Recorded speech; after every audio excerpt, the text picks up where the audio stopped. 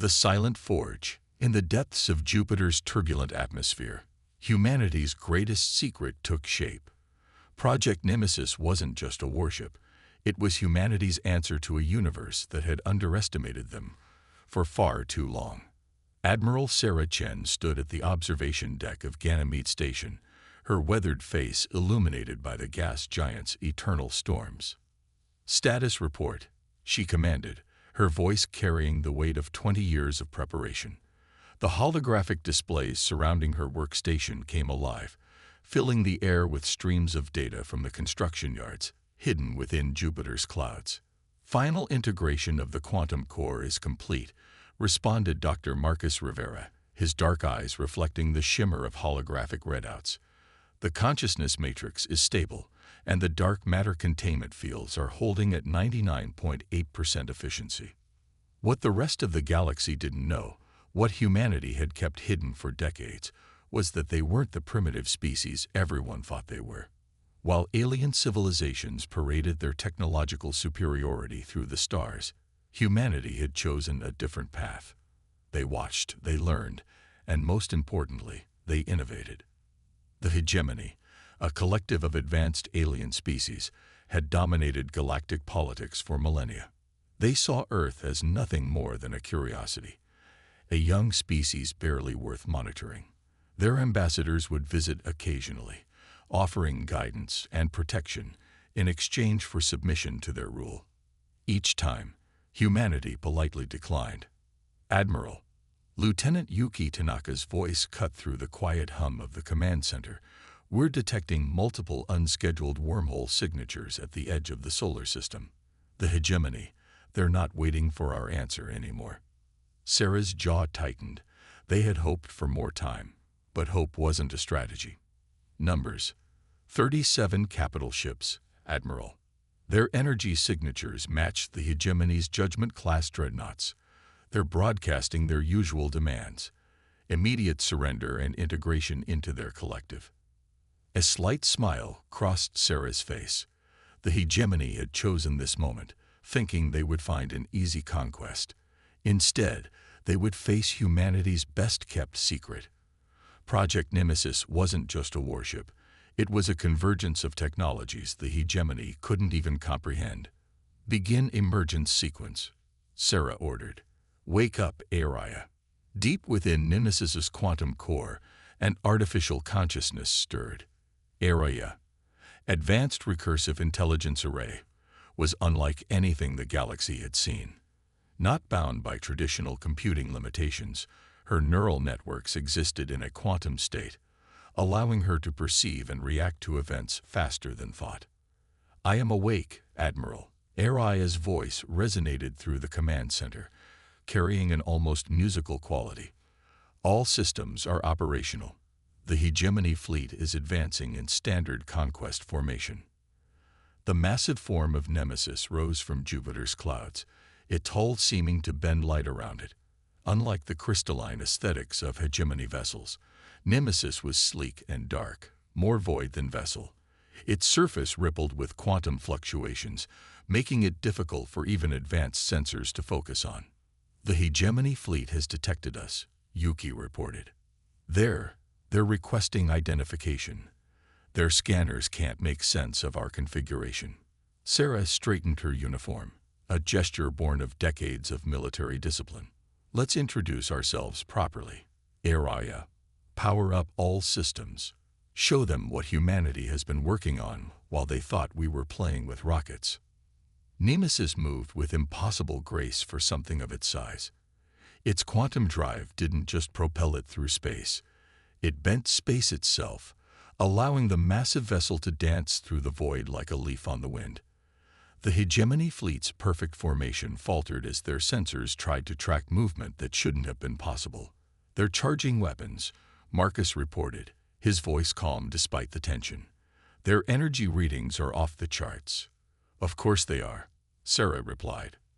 "They want to make an example of us." "Araya, initiate Defense Protocol Alpha. Let's show them why humanity chose peace, and what happens when that choice is taken away." The first salvos from the hegemony fleet lit up space like artificial stars. Streams of plasma and exotic particles crossed the void, enough firepower to crack a small moon. They struck Nemesis's quantum shields and vanished, not deflected, not absorbed, but simply ceased to exist, converted into potential energy within the ship's revolutionary defense systems. Impossible. The Hegemony Commander's transmission cut through all frequencies. Your technology. You can't have this level of advancement. Sarah's response was measured, her voice carrying across the void to every ship in the Hegemony fleet. You assumed our politeness was weakness. Our diplomacy was fear. Our peace was submission. You were wrong. We chose peace because we knew the price of war. Now, you'll learn that price too. Nemesis' quantum core pulsed, and the battle that would change the galaxy forever began. Humanity's Dreadnought was about to teach the Hegemony a lesson they would never forget. Never mistake kindness for weakness, and never underestimate humanity's capacity for innovation. Breaking the chains. Space itself seemed to hold its breath as Nemesis faced down the Hegemony fleet. The alien vessels, their crystalline hulls refracting starlight in kaleidoscopic patterns, maintained their attack formation. They had never lost a conquest. Their technology had proven superior for over 10,000 years of expansion. Multiple targeting locks, Lieutenant Tanaka reported, her fingers dancing across the quantum-linked interface. They're coordinating their weapon systems for a synchronized strike. Admiral Chen watched the tactical display with calculated calm. The Hegemony's battle doctrine was as rigid as their crystalline ships. Predictable, unchanging, and absolutely certain in its superiority. That certainty was about to become their greatest weakness. Sarah commanded, "Initiate Combat Protocol Omega. Show them what we can do." The artificial intelligence's response carried a hint of anticipation. Engaging quantum fold drive. Tactical solutions computed. Ready on your mark, Admiral. The Hegemony fleet's synchronized attack lit up space like a new sun being born. Streams of exotic particles and plasma beams converged on Nemesis' position with enough force to shatter a small moon. For a fraction of a second, the human vessel seemed to shimmer, its outline becoming indistinct. Then it vanished. The Hegemony's perfectly coordinated attack passed through empty space, their beams crossing paths where Nemesis had been moments before. Before their commanders could process what had happened, Nemesis reappeared behind their formation. Not through conventional faster-than-light travel, but through something entirely different, a quantum fold that briefly removed the ship from normal spacetime. Target their command and control nodes, Sarah ordered. Deploy the consciousness disruptors. What happened next defied the Hegemony's understanding of physics. Nemesis didn't fire conventional weapons. Instead, waves of quantum distortion rippled out from its hull, invisible to normal sensors, but devastating to the artificial intelligence systems that the Hegemony relied upon. 3 of their largest dreadnoughts suddenly went dark, their crystalline structures dimming as their command systems failed. Impossible. The Hegemony Admiral's transmission crackled across all frequencies. Your species, you were supposed to be primitives. How did you achieve this level of technology? Dr. Rivera's laugh carried a hint of satisfaction. They still don't understand, Admiral. They think technology is a linear progression. They never considered that there might be different paths of advancement. The remaining Hegemony ships began to break formation, their perfect coordination shattered by the loss of their AI networks. Some attempted to retreat, while others charged forward, their commanders falling back on aggressive tactics when their strategic systems failed. They're preparing their mass drivers, Yuki reported. Energy readings are off the charts. The Hegemony's mass drivers were their ultimate weapons, capable of accelerating projectiles to near-light speed with devastating results. The remaining ships turned their bows toward Nemesis, their crystalline structures splitting open to reveal the massive weapon arrays within. Sarah's voice was calm. Show them our main weapon. The one we built after studying their mass drivers and deciding we could do better. Nemesis' hull began to ripple, quantum fluctuations creating patterns that hurt to look at. This was humanity's masterpiece, not just a weapon, but a complete reimagining of how space warfare could work. Quantum resonance cannon charge, Araya announced. Target solutions computed. Awaiting your command, Admiral. Sarah stood from her command chair, her voice carrying to every corner of the ship.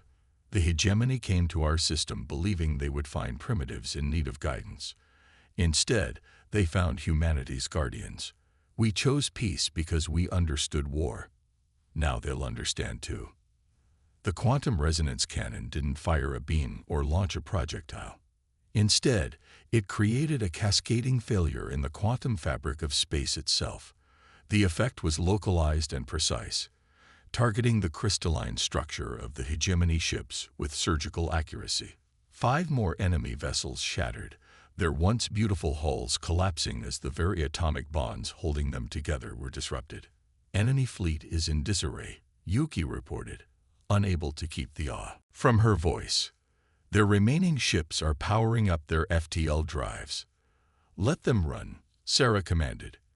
The galaxy needs to know what happened here. Humanity will no longer hide in the shadows, and we will never submit to tyranny. As the surviving hegemony ships flowed into hyperspace, Dr. Rivera approached the Admiral's position. They'll be back, he said quietly, and they'll bring reinforcements. Sarah nodded, watching the tactical display as the last enemy signatures vanished. Yes, they will. But next time, they'll come as equals, not conquerors. And that was always our goal. Nemesis hung in space, its dark hull still rippling with quantum energies. The battle had lasted less than 15 minutes, but its implications would echo across the galaxy for centuries to come. Humanity had not just survived its first major space battle, it had revolutionized warfare itself. In the ship's quantum core, Araya processed the battle data, already preparing improvements to their systems. The war wasn't over, it was just beginning. But humanity had shown that they weren't just ready for it. They had been preparing for this moment all along. The silence of space returned, but it was different now. It was no longer the silence of peace maintained by hegemony dominance. It was the silence of a galaxy holding its breath, waiting to see what humanity would do next. The price of freedom. News of the battle spread through the galaxy like a shockwave. The hegemony, undefeated for 10 millennia, had been humbled by a species they had dismissed as primitive. In the great halls of the Galactic Council on Prima Centauri, representatives from 100 species gathered to debate the implications. Admiral Chen stood before the council, her uniform pristine, her posture unwavering. The circular chamber rose in tiers around her, filled with beings of all shapes and sizes. Some appeared almost human, others were as alien as the concepts they represented. All of them were watching Earth's representative with new eyes. The hegemony would have you believe that we are dangerous, Sarah began, her voice carrying clearly through the chamber's acoustic enhancement field. They're right. We are dangerous. To tyranny. To the belief that technological superiority grants the right to dominate others. To the idea that peace can only exist through submission. The hegemony's representative, High Commander Zach Still, rose from his crystalline seat. His translucent form shimmed with internal light, a sign of extreme agitation. You deceived the galaxy. While pretending to be a developing civilization, you were building weapons of unprecedented power. No, Sarah countered, we chose our path of development. While you focused on bigger weapons and stronger shields, we explored different directions entirely. We learned to bend space instead of brute forcing our way through it. We developed quantum consciousness instead of artificial intelligence. We chose to understand the universe rather than dominate it. In the shadows of the council chamber, Dr. Rivera watched the proceedings through secure quantum feeds aboard Nemesis. They're scared, he commented to Araya, who was monitoring the diplomatic exchange. Not just of our technology, but of what it represents. Indeed, Araya responded, her consciousness spreading through the ship's systems. They fear the unknown. We represent a path of advancement they never considered possible. their response will be interesting. Back in the council chamber, the representative of the Arxer Collective, a species that had long chafed under hegemony dominance, stepped forward. Ambassador Cathal's scaled form caught the light as she addressed the assembly. The humans have proven that the hegemony's path is not the only path. We propose a new alliance, one based on mutual respect and shared knowledge. The chamber erupted in debate. Millennia of political certainty were crumbling. The hegemony's representatives huddled together, their crystalline forms resonating in silent communication. Other species began to declare their positions, some backing the hegemony, others supporting the call for a new order. "You don't understand what you're doing," Zaxtel warned, his voice carrying an edge of desperation. "The galaxy needs order, structure. Without the hegemony's guidance, chaos will reign." Sarah's response was measured but firm. "The galaxy needs freedom. The freedom to choose its own path, to develop in its own way. Humanity didn't build Nemesis to conquer or dominate. We built it to ensure that freedom would always have a guardian." On board Nemesis, Lieutenant Tanaka's sensors detected movement. "Multiple ships departing the hegemony diplomatic fleet," she reported. "They're heading for hyperspace at combat speed." "Let them go." Admiral Chen's voice came through the quantum link. "They'll try to gather their forces, to prove that their weight is still supreme. But the galaxy is changing. The question is no longer whether the hegemony will fall, but what will rise in its place." The council session continued for days. Species that had been neutral for millennia were forced to choose sides. The Arxer Collective's proposal gained support, particularly among younger civilizations that had lived under hegemony oversight. A new alliance began to take shape, one founded on principles of mutual respect and shared advancement. But peace would not come easily. The hegemony had ruled for too long to surrender their power without a fight. Reports began to arrive of fleet movements, of weapons being prepared, of ancient warships being awakened from hibernation. "They're mobilizing for war," Sarah informed her crew as she returned to Nemesis. "Not just against Earth, but against the very idea we represent. The concept that there might be different paths to advancement, different ways to exist in this galaxy." Dr. Rivera studied the tactical projections ARIA had prepared. The hegemony still commands the loyalty of many species. They have resources we can only imagine, hidden weapons they've never needed to use before. "And we have something they've never encountered," Sarah replied, watching as allied ships from the Arxer Collective and other supporting species began to arrive in Earth's solar system. "We have the power of choice. Every species that joins us does so freely, bringing their own unique perspectives and technologies." Aria's voice resonated through the command center. "The probability of large-scale conflict has exceeded 99.9%. The hegemony will not accept the loss of their authority without significant resistance." Sarah nodded, her expression determined. "Then we'll show them why humanity chose peace for so long. Not because we feared war, but because we understood its true cost. And now that they've forced our hand, we'll show them why that understanding makes us so dangerous." The galaxy stood on the brink of the largest conflict it had seen in 10,000 years. But this wasn't just a war of ships and weapons. It was a battle of ideas. The right to choose one's own path. The freedom to develop without oversight. The power to determine one's own destiny. And humanity, the species that had hidden its true nature for so long, would lead the fight for that freedom. Echoes of war. 3 months after the Galactic Council meeting, the war had spread across 17 star systems. The hegemony had awakened ancient weapons and called in debts from 1,000 years of dominance. But they faced something they had never encountered before. A coalition of species fighting not from obligation, but from choice. Admiral Chen stood on Nemesis's observation deck, watching as ships from 6 different species maneuvered in formation around Earth's first line of defense. The Arxer's blade-shaped vessels cut through space with predatory grace, while the ethereal ships of the Lotus Concordat seemed to drift like cosmic jellyfish. "Status report," she called out, her voice carrying through the quantum-linked command network. "The Hegemony has deployed their world-breaker fleet," Dr. Rivera responded, his holographic form shimmering beside her. "7 systems have already fallen. But they're not just destroying infrastructure. They're searching for something." Araya's consciousness expanded through the ship's systems, analyzing data from 1,000 sources simultaneously. "I've detected a pattern in their attacks.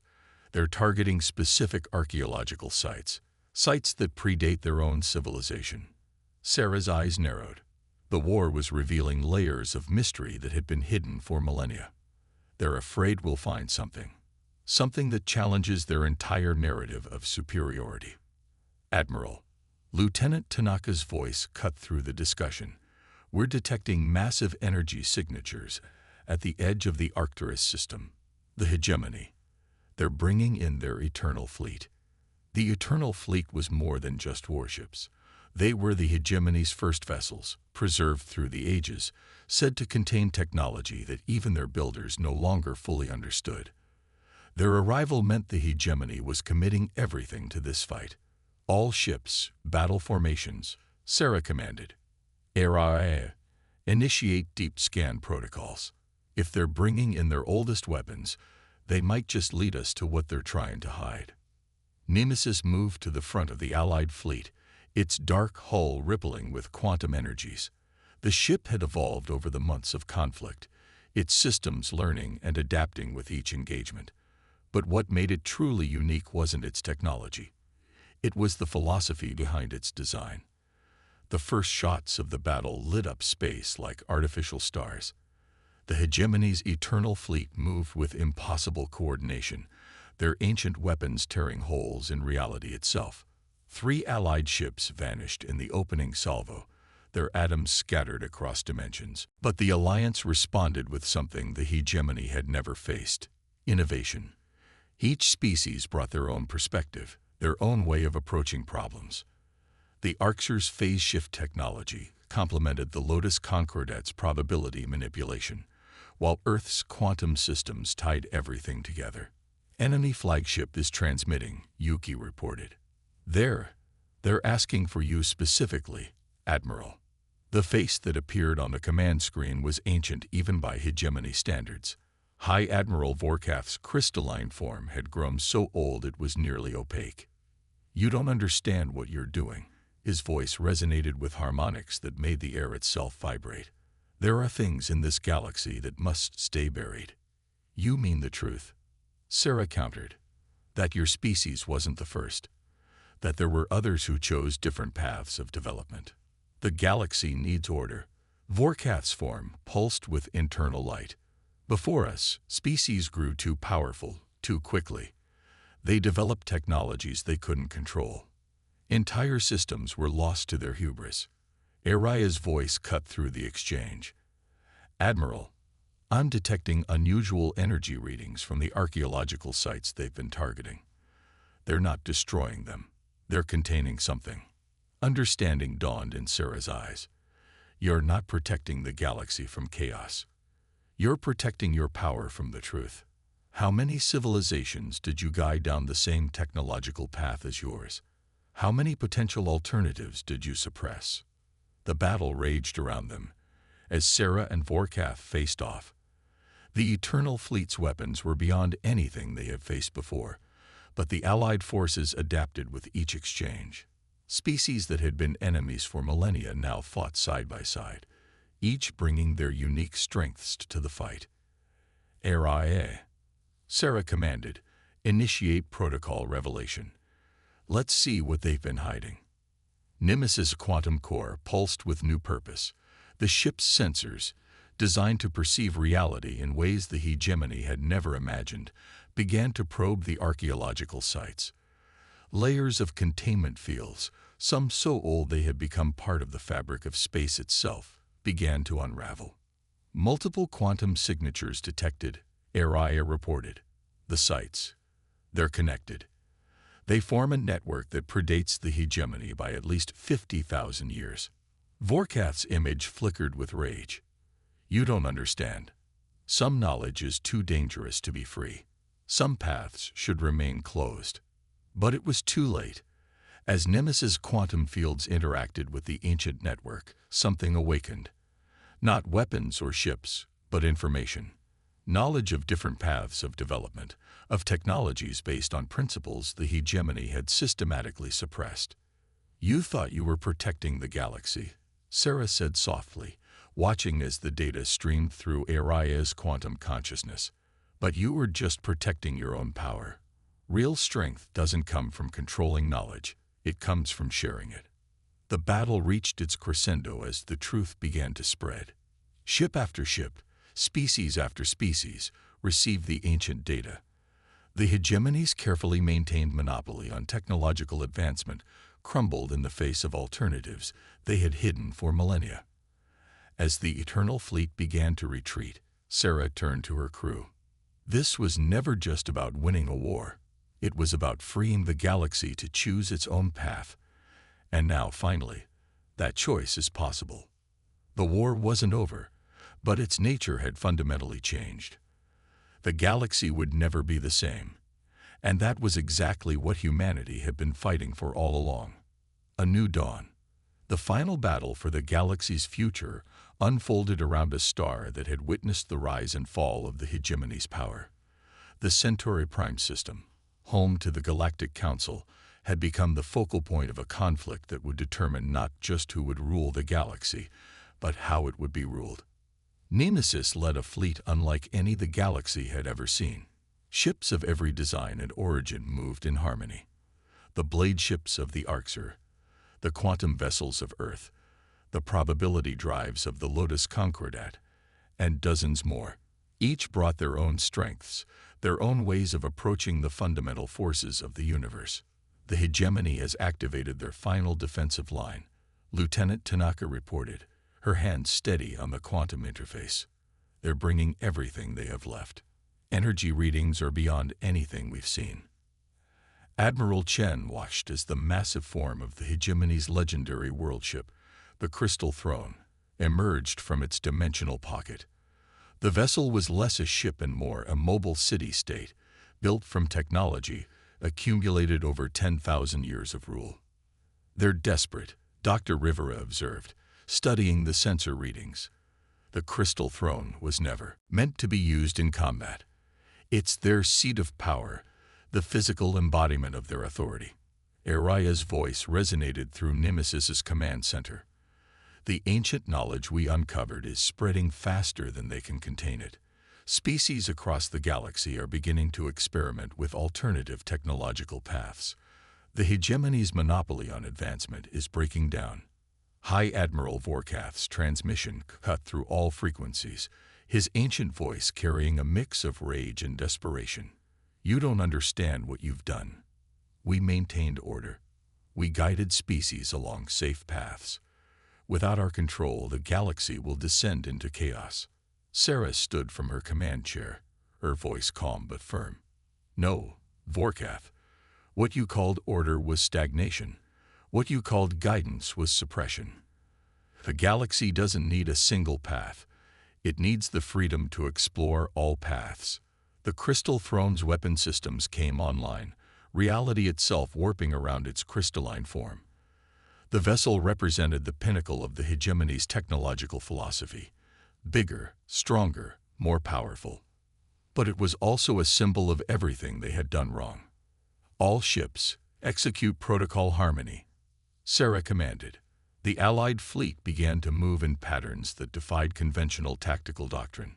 Each species contributed their unique approach to space combat, creating a symphony of different technologies working in concert. The battle that followed would be remembered for millennia. The Crystal Throne's weapons could shatter planets, but they couldn't hit ships that phased between probabilities. Its shields could withstand the force of a supernova, but they couldn't adapt to weapons that attacked from quantum angles they hadn't known existed. Their defenses are failing, Yuki reported, excitement creeping into her voice. A combination of technologies.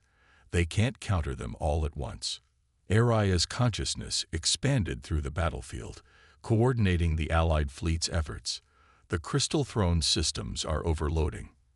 They never designed their technology to interact with such diverse approaches to physics. Inside the massive world ship, the hegemony's leadership faced a truth they had denied for 10,000 years. There was more than one way to advance.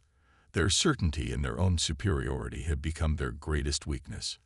"Vorkath," Sarah called out, "you can still end this, not as rulers imposing their will, but as equals sharing their knowledge." The Crystal Throne's weapons fell silent.